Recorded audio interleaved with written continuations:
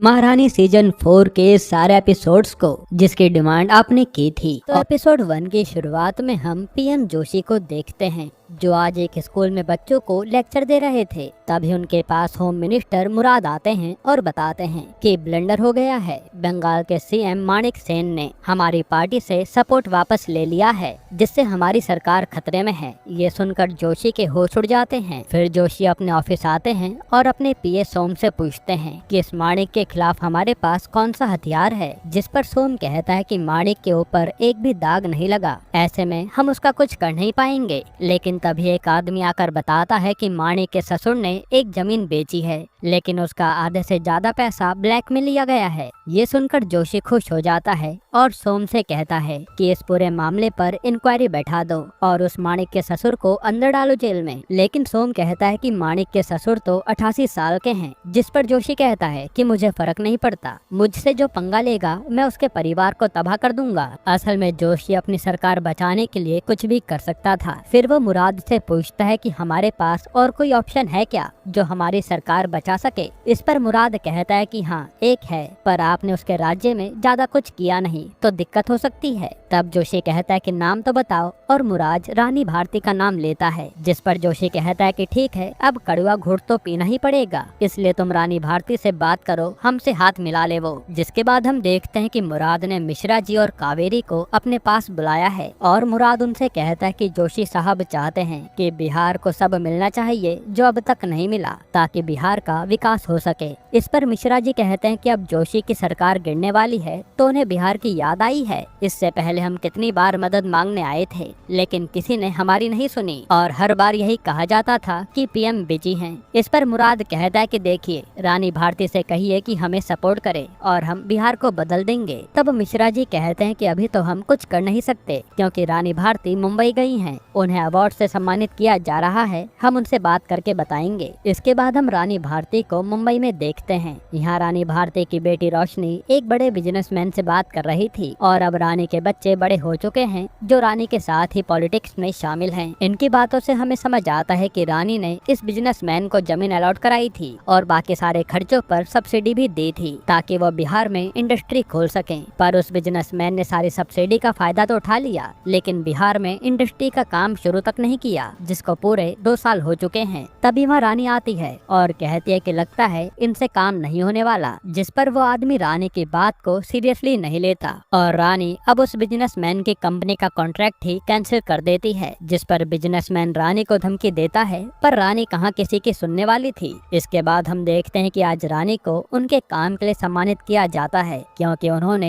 एक खोइंचा बैंक शुरू किया था जिससे बिहार की गरीब महिलाओं को बहुत मदद मिली। यहाँ रानी भारती की सब तारीफ करते हैं। फिर होस्ट पूछता है कि आपको तो अब पीएम जोशी की सरकार से हाथ मिलाने का ऑफर आया है, ऐसे में आप क्या करेंगी। जिस पर रानी बताते हैं कि हम बिहार को स्पेशल राज्य का दर्जा दिलवाना चाहते थे लेकिन सेंटर ने हमारी बात सुनी ही नहीं और अब जब उन्हें हमारी जरूरत आई है तो वो आ गए हाथ फैलाकर, इसलिए अब हम भी उन्हें सपोर्ट नहीं करेंगे। ये सब कुछ टीवी पर जोशी भी देख रहा था और उसके होश उड़ जाते हैं। वहीं कावेरी भी परेशान थी कि रानी ने ये सबके सामने क्या कह दिया। खैर फिर जोशी दोबारा मुराद और सोम को बुलाता है और पूछता है कि ये रानी भारती के अलावा हमारा अगला ऑप्शन कौन हो सकता है। इस पर सोम कहता है कि रानी भारती का सबसे बड़ा दुश्मन है नवीन कुमार। ये सुनकर जोशी कहता है कि जाओ फिर नवीन से दोस्ती करके आओ। अब हम देखते हैं कि सोम नवीन से मिलने जेल में आया है तो नवीन भी जोशी पर भड़का हुआ था क्योंकि जोशी कई बार नवीन को खूनी बता चुका है। फिर नवीन कहता है कि मैं 8 साल से जेल में सड़ रहा हूँ और पीएम को मैंने माफी की 40 चिट्ठियाँ भी लिखी थी पर इसका कोई फायदा नहीं हुआ। जिस पर सोम कहता है कि आप पुरानी बातें भूल जाइए और ये बताइए कि अब आप क्या चाहते हैं। तब नवीन कहता है कि मैं रानी भारती की सरकार को गिरते देखना चाहता हूँ और वो किसी महेश्वरी कमीशन का नाम लेता है। ये सुनकर सोम भी चल देता है क्योंकि उसे नवीन कुमार की बात तो माननी ही पड़ेगी और नवीन के पास भी अच्छे खासे एमपी का सपोर्ट है। इसके बाद हम रानी के दूसरे बेटे जय को देखते हैं जो यहाँ लोगों का हीरो बना बैठा था। हालांकि जय को देखकर हम समझ पाते हैं कि वो थोड़ा सन की किस्म का आदमी है और सिर्फ अपने मन की करता है। इसलिए वो एक ताड़ी बनाने वाले आदमी को कहता भी है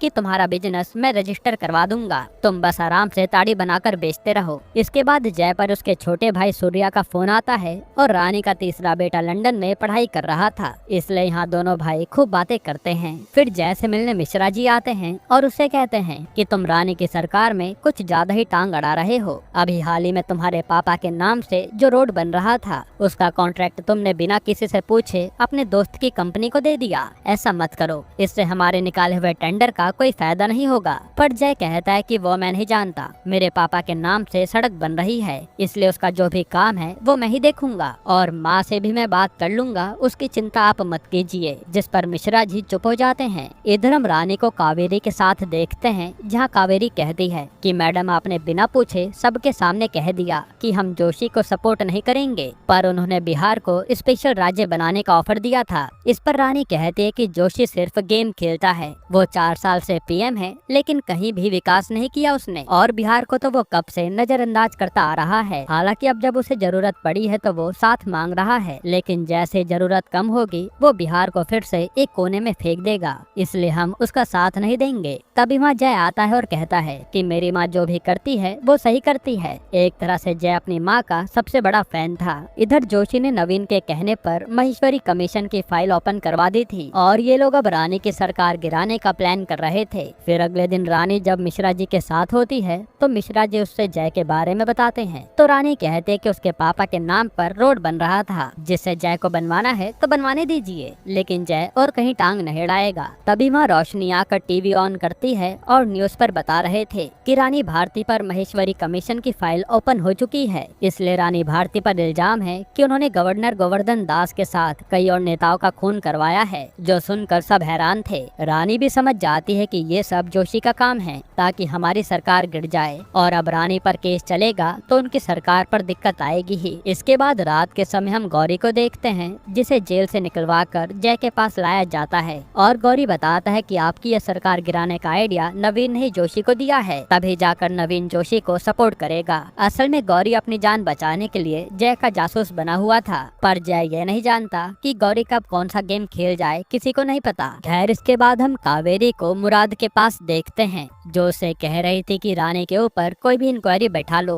लेकिन रानी इससे डरने नहीं वाली, बल्कि अगर वो अपनी पर आ गई ना तो किसी की भी सरकार गिरा सकती है। तब मुराद कहता है कि आपकी रानी तो आज जोशी से मिलने खुद गई है। ये सुनकर कावेरी चौंक जाती है कि रानी ने ऐसा क्यों किया और उसने मुझे बताया भी नहीं। इधर हम रानी को जोशी के पास देखते हैं, जो जोशी से कहती है कि मेरे ऊपर इंक्वायरी करने से कुछ नहीं होगा। तब जोशी कहता है कि मुझसे हाथ मिला लो, बिहार का विकास हो जाएगा। तब रानी कहते कि मुझे आपके दांव पेच पहले से पता है और आप कब पलट जाओ कुछ कह नहीं सकते। फिर रानी कहते कि आपकी नवीन कुमार से डील के बारे में मुझे अच्छे से पता है, लेकिन मेरी सरकार गिरने नहीं वाली। इस पर जोशी रानी की बेइज्जती कर देता है क्योंकि उसे अपने पीएम होने पर घमंड था। तब रानी यहाँ से जाते हुए रोशनी से कहती है कि मुझे अब दिल्ली आना है और पीएम के घर में अगले साल मैं रहूंगी। ये सुनकर रोशनी चौंक जाती है क्योंकि उसकी माँ पीएम बनने का सपना देख रही हैं। यहीं पर एपिसोड 1 खत्म होता है। एपिसोड 2 की शुरुआत में रानी ने अपने सारे मंत्रियों को मीटिंग में बुलाया था और वो कहते कि जोशी हमारे ऊपर फाइल खुलवा कर हमें दबाने की कोशिश कर रहा है ताकि हमारी सरकार गिर जाए, लेकिन अब मैं खुद अपने सीएम पद से इस्तीफा देती हूँ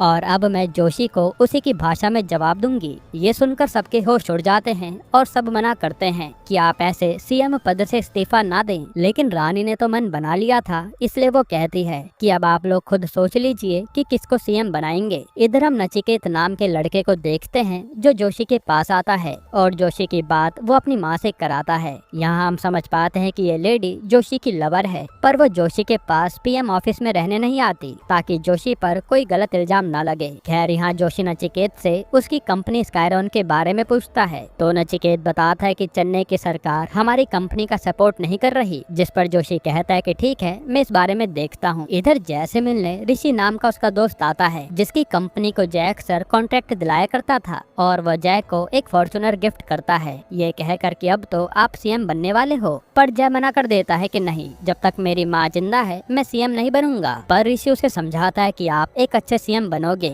इसलिए देखना सारे विधायक आपका ही नाम लेंगे सीएम बनने के लिए। तो जय भी मान जाता है। जिसके बाद हम देखते हैं कि कावेरी और मिश्रा जी लाइन से विधायकों को बुलाने लगते हैं कि बताइए आपके हिसाब से कौन सीएम बनना चाहिए। तो ज्यादातर विधायक जय का नाम ले रहे थे, जो सुनकर मिश्रा जी और कावेरी हैरान थे। फिर एक और विधायक आते हैं और वो कहते हैं कि जय का दोस्त सारे विधायकों को पैसे बांट रहा है, साथ ही वो उन्हें विभाग देने का लालच भी दे रहा है, इसलिए वो लोग जय को सीएम बनाने पर तुले हैं। फिर वो विधायक कहता है कि मेरे हिसाब से मिश्रा जी को सीएम बनना चाहिए, क्योंकि उन्हें सरकार चलानी आती है। जो सुनकर मिश्रा जी मना कर देते हैं कि सरकार चलानी मेरे बस की बात नहीं है। लेकिन कावेरी कहती है कि मैं भी यही चाहती हूँ कि मिश्रा जी सीएम बने। तब मिश्रा जी भी इस बारे में सोचने लगते हैं। इधर कोलकाता में माणिक सेन का बेटा उससे कह रहा था कि रानी भारती ने तो अपना पद छोड़ दिया, इससे वो बुरे दलदल में फंस गयी। लेकिन माणिक कहता है कि रानी भारती कोई छोटी खिलाड़ी नहीं है, उसने जरूर कुछ सोचकर ये सब किया है। और जो भी लीडर होता है ना,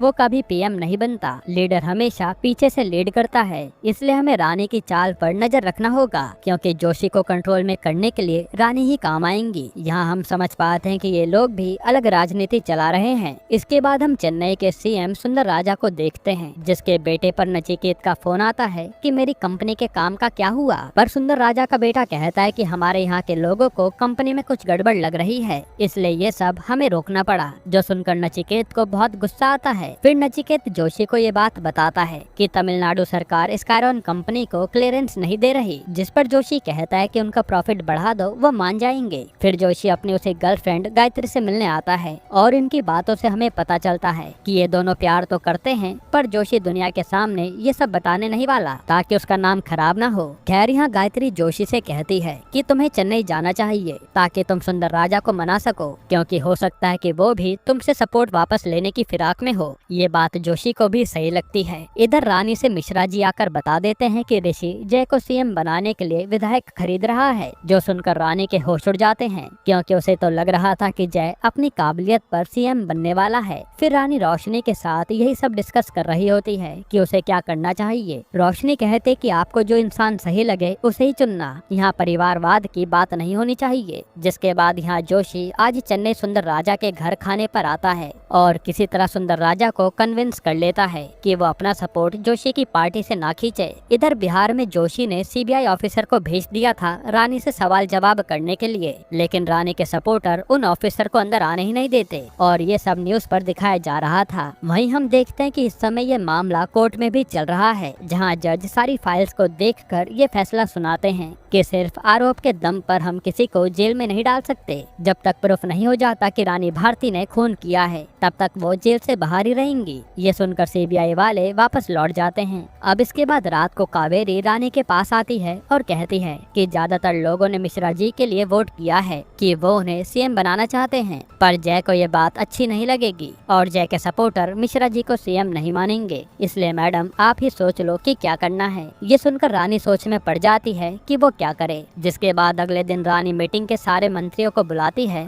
और लंबा चौड़ा भाषण देती है कि उन्हें कैसे बिहार का विकास करना है। फिर वो कहते हैं कि मेरी जगह सीएम मेरी बेटी रोशनी बनेगी। ये सुनकर जय और मिश्रा जी दोनों के होश उड़ जाते हैं और कावेरी को भी इस बारे में पता नहीं था कि रानी ऐसा गेम खेल देगी। यहीं पर एपिसोड 2 खत्म होता है। एपिसोड 3 की शुरुआत में कावेरी रानी के साथ बैठी होती है और कहती है कि आप चाहती तो मिश्रा जी को सीएम बना सकती थी। इससे ये एग्जाम्पल सेट हो जाता कि परिवारवाद ही सब कुछ नहीं होता, लेकिन आपने भी वही किया जो भीमा भारती ने किया था, आपको सीएम बनाकर। लेकिन रानी कहते कि जब तक मैं किसी को मौका नहीं दूंगी तब तक पता कैसे चलेगा कि कौन कितना काबिल है, और मैंने रोशनी के रूप में बिहार को नई रानी भारती दी है। ये दूर से रोशनी भी सुन रही थी और वो सोचती है कि वो अब क्या करे। इसके बाद अगले दिन रोशनी जय को अपने साथ शपथ समारोह में ले जाने आती है और उससे कहते कि दुखी मत हो, मुझे नहीं पता था कि माँ क्या करेंगी। तो जय भी कहता है कि मुझे तुमसे कोई शिकायत नहीं है, लेकिन माँ ने अच्छा नहीं किया। यहाँ हम समझ पाते हैं कि जय अपनी माँ से थोड़ा निराश है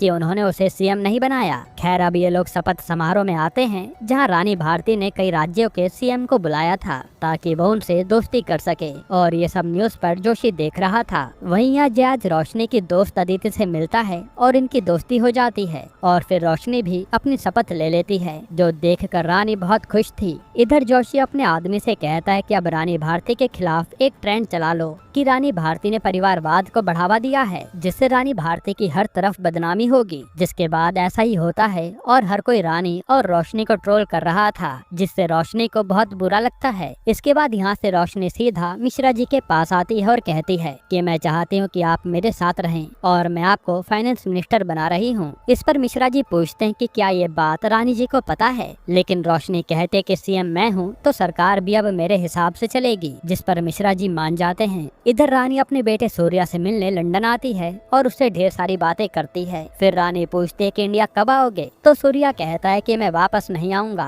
पढ़ाई पूरी होते ही मैं यहीं जॉब करूंगा, मेरा इंडिया आने का मन नहीं करता। जो सुनकर रानी उदास हो जाती है। इधर गौरी को रानी ने जेल से फिर बाहर निकलवा दिया था। फिर हम जोशी को देखते हैं जो होने वाले लोकसभा के चुनाव के लिए अपनी पार्टी का प्रचार बिहार से शुरू करता है। यहाँ रोशनी जब बिहार के स्कूल और बच्चों की पढ़ाई के बारे में पूछती है तो उसे पता चलता है कि सेंटर से इनका फंड रोक दिया गया है। इस तरह से सेंटर ने बिहार का काफी फंड रोक रखा है, क्योंकि रानी कई बार जोशी को माइक पर ऊट पटांग कह चुकी थी। फिर मिश्रा जी रोशनी से कहते हैं कि जोशी और रानी की लड़ाई बढ़ चुकी है और इससे तुम्हारी सरकार खतरे में आ सकती है, इसलिए हमें कुछ करना होगा। यहाँ मुराद आकर जोशी को एक स्पीच दिखाता है कि सीएम रोशनी ने गवर्नर को ये स्पीच दी है पढ़ने के लिए। इस पर जोशी कहता है कि मेरे बारे में इतना सब कुछ बोलने की अनुमति मैं नहीं दूंगा। यानी जोशी हर जगह की सरकार को अपने इशारे पर नचाता है और वो बहुत ही गंदी राजनीति खेलता है। इसके बाद जोशी एक जगह बिहार के लिए स्पीच देने आता है और वो हर समय बस रानी भारती के बारे में ही बोले जा रहा था कि वो एक खूनी है और कुछ नहीं। इससे कई लोग रानी के खिलाफ हो जाते हैं। अब इसके बाद आज रोशनी पहली बार विधानसभा आती है और वो काफी ज्यादा नर्वस थी। फिर यहाँ गवर्नर आते हैं और रोशनी की दी हुई स्पीच को देखकर कहते हैं कि रोशनी ने इतना कुछ गलत लिखा है, इसलिए हम ये स्पीच नहीं देंगे। ये कहकर वो चले जाते हैं और इससे सीएम रोशनी पर सवाल उठ रहे थे। वहीं ये सब टीवी पर सब लोग देख रहे थे। तब रोशनी हिम्मत करके कहती है कि एक बार मैं स्पीच पढ़कर बताऊं क्या कि मैंने क्या लिखा था, और वो बताने लगती है कि मैंने स्पीच में पीएम जोशी के बारे में सच लिखा है कि कैसे वो फंड रोककर बिहार के विकास को रोक रहे हैं ताकि हमारी सरकार गिर जाए। साथ ही रोशनी कहती है कि जोशी ने अभी अभी एक जगह भाषण भी दिया था जहां उन्होंने रानी भारती को खूनी तक कह दिया, लेकिन एक बार भी उन्होंने बिहार के विकास का नाम नहीं लिया। जो सुनकर सब सहमत हो जाते हैं कि रोशनी सही कह रही है। यहाँ रोशनी ने अपनी स्पीच में बता दिया था कि वो बिहार के विकास के लिए कुछ भी करने को तैयार है, जो देखकर रानी खुश हो जाती है। वहीं जोशी के होश उड़ गए थे। यहीं पर एपिसोड 3 खत्म होता है।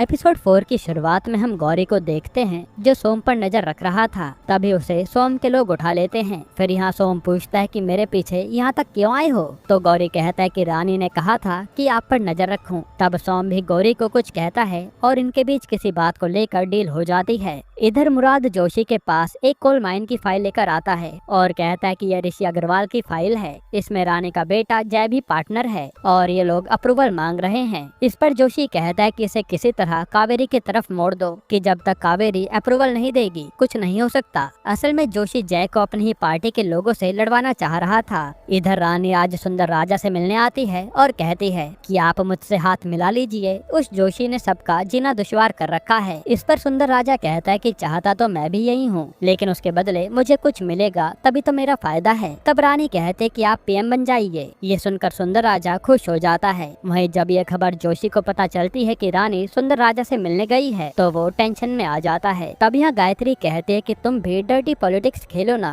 अब यही करना चाहिए। फिर इसके बाद हम देखते हैं कि मुराद कावेरी से मिलने आया है और वो उससे कहता है कि एक समिट होने वाला है न्यूयॉर्क में और पीएम चाहते हैं कि आप जाकर इंडिया को रिप्रेजेंट करें। इस पर कावेरी चौंक जाती है। फिर मुराद कहता है कि पीएम जोशी अपनी लड़ाई के बीच में आपके टैलेंट को बर्बाद होने देना नहीं चाहते, इसलिए आप न्यूयॉर्क जाइए। तब कावेरी भी मान जाती है। इसके बाद हम जय को ऋषि के साथ देखते हैं जो बताता है कि कावेरी ने हमारा काम नहीं कराया। एक तरह से ऋषि यहाँ जय को कावेरी के खिलाफ भड़का देता है। फिर हम देखते हैं कि कावेरी न्यूयॉर्क जाने के लिए मान गई थी तो जोशी मीडिया के सामने आकर कहता है कि हम कावेरी को इंडिया रिप्रेजेंट करने के लिए न्यूयॉर्क भेज रहे हैं। तब यहाँ रानी भी न्यूज देखकर बहुत खुश हो जाती है। तब यहाँ जय आता है और कहता है कि पीएम कावेरी को न्यूयॉर्क भेज तो रहे हैं, लेकिन ये कुछ अजीब नहीं है क्योंकि मुझे लगता है कि कावेरी पीएम जोशी से मिल गई है। पर रानी कहते कि ये कोई पहली बार थोड़े है, इससे पहले भी तो अटल जी को हमारा देश रिप्रेजेंट करने के लिए भेजा गया था। पर हम समझ पाते हैं कि कहीं ना कहीं जय ने रानी के मन में ये सवाल डाल दिया है कि कावेरी जोशी से मिल गई। फिर इसके बाद कावेरी से रानी मिलती है और कहती है कि मुझे लगता है कि तुम बदल गई हो, ऐसा करो न्यूयॉर्क मत जाओ। जो सुनकर कावेरी हैरान हो जाती है कि ये ऐसा क्यों कह रही हैं। तब कावेरी भी कहते कि आप भी तो मुझसे कितनी बातें छुपाने लगी हैं। एक तरह से इन दोनों के बीच में मतभेद आ गए थे। फिर जब जय ऋषि से मिलता है तो ऋषि बताता है कि मेरी कंपनी के सारे कॉन्ट्रैक्ट टर्मिनेट कर दिए गए हैं। ये सुनकर तो जय सीधा रोशनी के पास आता है और भड़कने लगता है कि तुमने ऐसा क्यों किया। तब रोशनी कहते है कि मुझे लगता है कि जोशी और उसकी सरकार तुम्हें फंसाने की कोशिश करेगी इसी कंपनी के जरिए, इसलिए मुझे ऐसा करना पड़ा। पर जय तो रोशनी की बात नहीं सुनता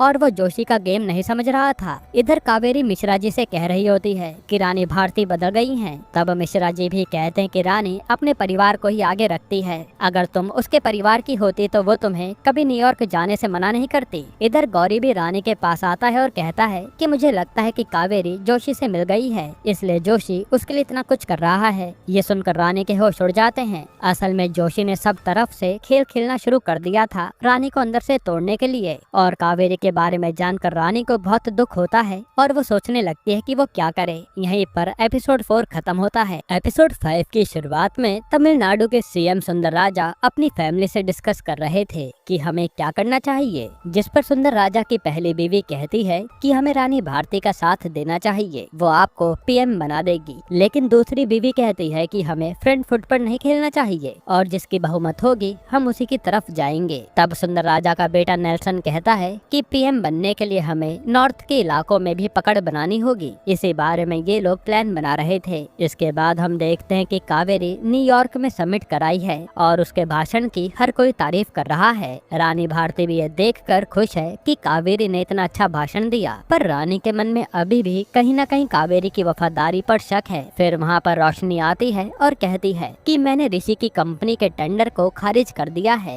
ताकि जोशी की सरकार हम पर उंगली ना उठा पाए। तब रानी कहती है कि बेटा जो तुम्हारा दिल करे वही करो, आपसी लड़ाई में जोशी का फायदा नहीं होना चाहिए और हमें तो अभी और लंबी लड़ाई लड़नी है। इधर हम जय को देखते हैं जो आज यूपी में परिक्रमा करने आया था, लेकिन पुलिस वाला उसकी कार रोक देता है कि अंदर बहुत भीड़ है, आप अंदर नहीं जा सकते। इस पर जय पुलिस वाले से भिड़ जाता है कि मेरा रास्ता रोकने की हिम्मत कैसे हुई। तभी यहाँ अदिति आती है जो यूपी के सीएम की बेटी है और वो जय को अपने साथ ले जा लेती है। फिर वो जय से कहती है कि मुझे रोशनी का फोन आया था कि तुम यूपी आए हो, इसलिए मैं तुम्हारा ख्याल रखने आ गई। यहाँ इनकी बातों से हम समझ पाते हैं कि अदिति जय को पसंद करती है और जय भी अदिति से फ्लर्ट कर रहा था। फिर अदिति कहती है कि आपको रानी आंटी ने बुलाया है, उन्हें कुछ जरूरी बात करनी है। जिसके बाद जय आकर रानी से मिलता है और रानी पूछती है कि क्या बात है, तुम हमसे दूर दूर क्यों रहते हो। इस पर जय कहता है कि आपको बताऊंगा तो भी फर्क नहीं पड़ेगा। यहाँ रानी को लगता है कि जय को सीएम नहीं बनाया इसलिए वो गुस्सा है, पर जय कहता है कि मुझे सीएम बनने का लालच नहीं था, लेकिन मैं कभी अपने आप को प्रूफ नहीं कर पाया कि मैं कुछ कर सकता हूँ। ना मैं पढ़ाई करके सूर्या की तरह बाहर गया और ना यहाँ मुझे सरकार चलाने का मौका मिला, तो आखिर मैं अपनी काबिलियत कैसे प्रूव करूँगा। इस पर रानी को अच्छा नहीं लगता कि उसका बेटा कितना परेशान है। जिसके बाद रानी कहती है कि हमें सेंटर की सरकार से लड़ना है और मैं अलायंस बनाने की कोशिश कर रही हूँ, इसलिए मैं चाहती हूँ कि यहाँ बिहार रोशनी संभाल ले और तुम दिल्ली संभालो और अब से तुम यही करोगे। इस पर जय भी मान जाता है। इधर जोशी से मिलने कई राज्यों के लीडर आए थे,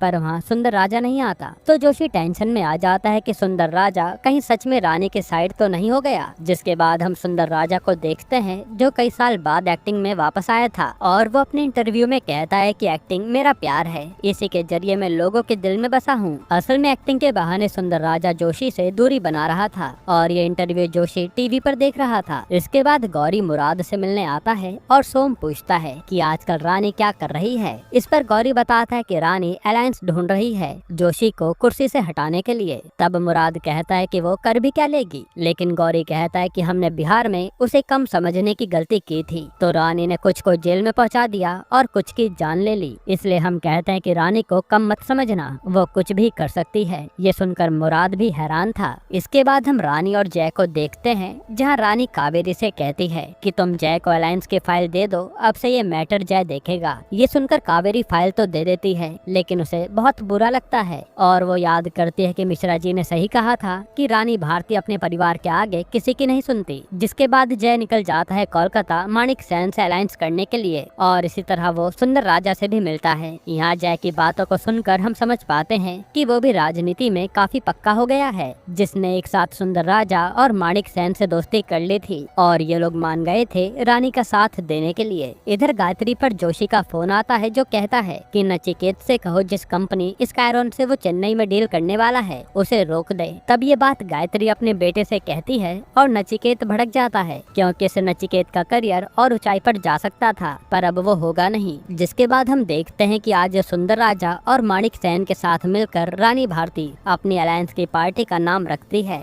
और अनाउंस करती है कि हम चुनाव लड़ने के लिए तैयार हैं। तभी वहाँ पर सुंदर राजा का आदमी आकर कुछ बताता है और सुंदर राजा बिना कुछ बोले चला जाता है। तब हमें पता चलता है कि जोशी ने सुंदर राजा की बीवी के न्यूज चैनल पर रेड पड़वा दी है, जिसका कनेक्शन विदेशी कंपनी स्कायरॉन से बताया जा रहा है और सुंदर राजा की बेटी और बीवी पर इल्जाम लगा है कि उन्होंने स्कायरॉन को इंडिया में लाने के लिए 200 करोड़ रुपए खाए हैं, इसलिए ईडी वाले उन्हें ले जा लेते हैं। तब सुंदर राजा जोशी को फोन करता है कि मेरी फैमिली को बीच में मत लाओ, लेकिन जोशी कहता है कि कुर्सी के लिए मुझे ये सब करना होगा, इसलिए वो शर्त रखता है कि मेरी साइड आ जाओ वरना तुम्हारी बीवी और बेटी को सीधा इस इल्जाम में तिहाड़ जेल में डलवा दूंगा। जो सुनकर सुंदर राजा उसकी बात मान जाता है। फिर जाते समय सुंदर राजा मीडिया में भी कह देता है कि मैं तो बस रानी जी से मिलने आया था, हमारी कोई सरकार नहीं बन रही। ये सुनकर रानी के होश उड़ जाते हैं और जोशी खुश हो जाता है। यहीं पर एपिसोड 5 खत्म होता है। एपिसोड 6 की शुरुआत में हम जय को अदिति के साथ देखते हैं जो घूमने आए थे और अदिति आज जय को प्रपोज कर देती है कि मैं तुमसे प्यार करती हूँ। तो जय भी कहता है कि मैं भी तुमसे यही कहना चाहता था। इधर कावेरी को आज मुराद मिलने के लिए बुलाता है और वो कावेरी से रानी की बुराई करने लगता है कि रानी ने इस बार भी जय को तुम्हारी जगह दे दी, वो हमेशा अपने परिवार को आगे रखती है। फिर मुराद कावेरी को ऑफर देता है कि तुम कोयम्बतूर से चुनाव लड़ो, वो भी हमारी पार्टी से, पर कावेरी मना कर देती है। जिसके बाद हम गौरी को देखते हैं जो रानी से मिलने आया था और वो बताता है कि कावेरी को मुराद ने अपनी पार्टी में आने का मौका दिया है,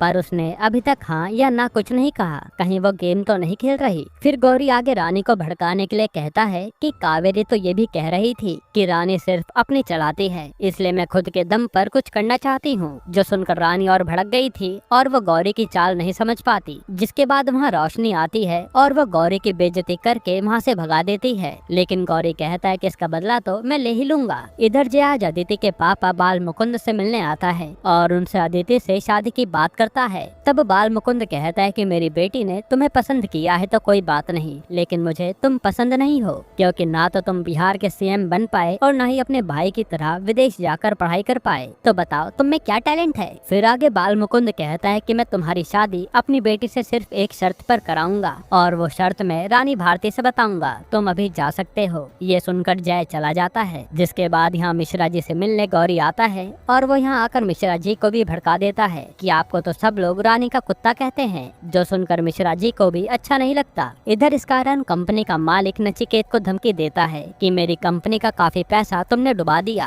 अब कंपनी इंडिया में नहीं खुली तो तुम पर केस कर दूंगा, जिससे नचिकेत भड़क जाता है। इसके बाद हम जोशी को देखते हैं जो आज पूरे शरीर पर मुल्तानी मिट्टी लगाए बैठा था ताकि वो टीवी पर अच्छा लगे। फिर गायत्री यहाँ कहती है कि रानी का बेटा अब बाल मुकुंद की बेटी से शादी करने वाला है, जिससे डायरेक्ट फायदा रानी को होगा, इसलिए तुम्हें कुछ करना पड़ेगा। जिसके बाद हम देखते हैं कि जय की शादी तय हो चुकी है और आज उसी का सेलिब्रेशन चल रहा था। फिर उसी रात अदिति और जय के सगाई होती है और कई बड़े बड़े लोग वहाँ आए थे। तब मिश्रा जी यहाँ रोशनी से कहते हैं कि तुम्हें पता है रानी जी ने बाल मुकुंद की एक शर्त मानी है तब ये शादी हो पाएगी, और वो यह है कि अब की बार बिहार का सीएम जय बनेगा। ये जानकर तो रोशनी के होश उड़ जाते हैं। साथ ही मिश्रा जी कहते हैं कि ये बाल मुकुंद भी कब किसकी साइड हो जाए किसी को नहीं पता, और मैं नहीं चाहता कि जय सीएम बने, इसके लिए मैं सारा दम लगा दूंगा। फिर थोड़ी देर में वहाँ सीडी वाले आते हैं और बताते हैं कि जय के ऊपर कोल माइनिंग के घपले का आरोप लगा है, इसलिए वो जय को उसी की सगाई से उठा ले जाते हैं और इन्हें भी जोशी ने भेजा था। वही जोशी आज अनाउंस कर देता है कि मेरी सरकार भंग होने के कारण अब दोबारा से चुनाव होने वाले हैं, जो जानकर सारे लोग खुश थे, लेकिन रानी की हालत खराब थी। यहीं पर एपिसोड 6 खत्म होता है।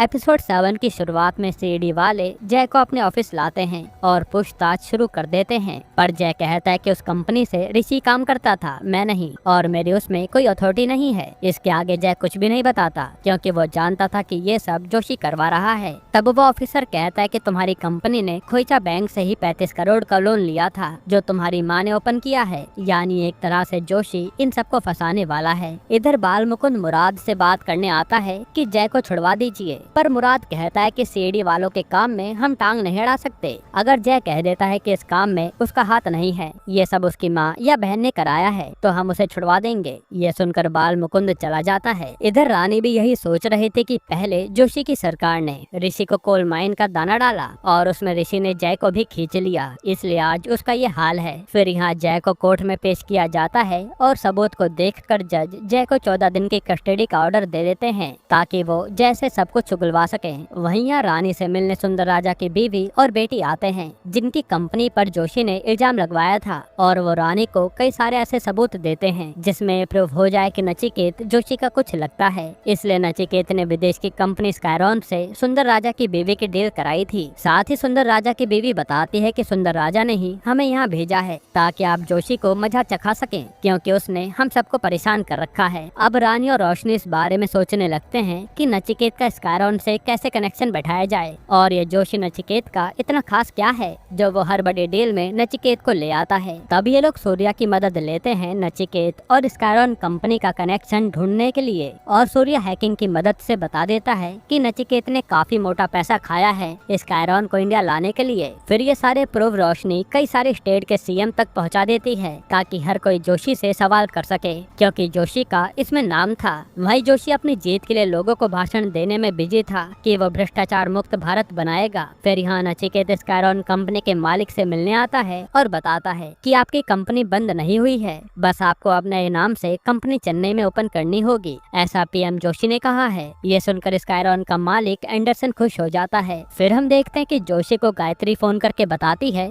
कि आपके कारण नचिकेत की फिर से स्कायरॉन से डील हो गई। इसी खुशी में गायत्री पहली बार जोशी से मिलने पीएम हाउस में आने की बात कहती है, जो सुनकर जोशी खुश हो जाता है। इधर मुराद सीआईडी ऑफिस आता है और वो ऑफिसर से कहता है कि इस जय का मुंह खुलवाओ और अब इसे खाना पानी कुछ मत देना, जब ये तड़पेगा तभी सच बताएगा। असल में ये लोग रानी को गिराने के लिए कुछ भी करने को तैयार थे। यहाँ सोम से जोशी कहता है कि आज मेरी सारी मीटिंग कैंसिल कर दो और पीएम ऑफिस को सजाओ क्योंकि गायत्री आ रही है। तभी उन्हें खबर मिलती है कि रानी भारती ने मीडिया बुलाई है, और हम देखते हैं कि आज रानी मीडिया में बता देती है कि जोशी ने नचिकेत नाम के लड़के के साथ मिलकर स्कायरॉन कंपनी से पैसे खाए हैं। साथ ही वो ये प्रूफ भी दिखाती है, और इस तरह से कई सारे राज्य के लीडर मीडिया के सामने जोशी से सवाल पूछने लगते हैं। एक तरह से जोशी खतरे में आ गया था, जो देखकर गायत्री भी हैरान थी। इसके बाद रात को जोशी पर रानी का फोन आता है, जो कहती है कि मैं जानती हूँ कि आपका और गायत्री का क्या रिश्ता है, लेकिन मैंने ये बात मीडिया में नहीं बताई, पर अगर मेरा बेटा जेल से वापस नहीं आया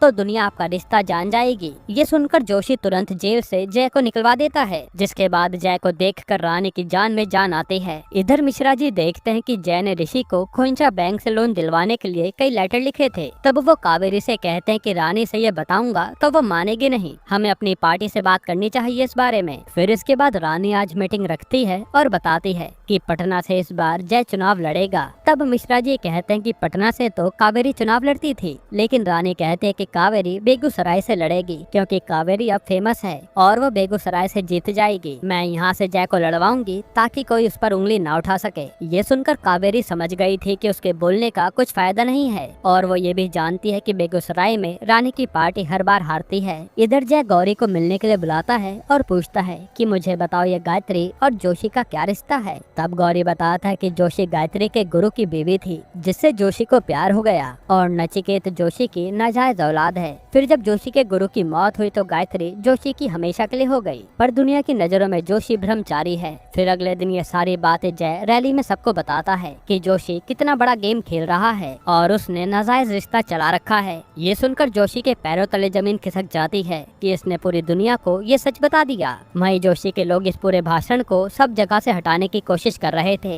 यहीं पर एपिसोड 7 खत्म होता है। एपिसोड 8 की शुरुआत में हमें चुनाव के फैसले का दिन दिखाते हैं, जहां सब लोग सोच रहे थे कि किसकी सरकार बनेगी। फिर बताया जाता है कि जोशी की सरकार आगे तो है, पर उन्हें कुर्सी हासिल करने के लिए 40 सीटों की और जरूरत है। ये सुनकर रानी खुश हो जाती है कि अब हम चाहेंगे तो कुर्सी हासिल कर सकते हैं। जिसके बाद सारे राज्यों के लीडर को बुलाकर मीटिंग बैठाई जाती है, और ये लोग सोचने लगते हैं कि हम औरों से सपोर्ट लेकर सरकार बनाएं या फिर स्ट्रॉन्ग ऑपोजिशन बनकर बैठ जाएं। तब यहाँ आधे लोग सरकार बनाने की बात करते हैं, पर रानी जानती थी कि अगर ऐसे सरकार बनाई बनाएंगे तो वो कभी भी गिर सकती है। फिर हम कावेरी को मुराद के साथ देखते हैं, जहाँ मुराद अभी भी उसे रानी के खिलाफ भड़का रहा था। वहीं यहाँ मिश्रा जी को गौरी भड़काने में लगा था और ये लोग भी अब इनकी बातों में आ गए थे, क्योंकि मिश्रा जी तो चाहते ही नहीं थे कि जय सीएम बने। इधर रोशनी अपनी माँ से कहती है कि बिहार आप जय को दे दो, लेकिन रानी कहते कि बिहार तो तुम ही संभालोगी। उस समय बस हमने ऐसे ही वादा कर दिया था, लेकिन जय दिल्ली संभालेगा। इसलिए रानी जय को सुंदर राजा और माणिक सेन से सपोर्ट लेने भेज देती है ताकि इनकी सरकार सेंटर में आ जाए। तब जय भी ऐसा ही करता है और वो सुंदर राजा से जाकर डील करता है कि रानी भारती पीएम बनेंगी और आपको डिप्यूटी पीएम की पोस्ट मिलेगी।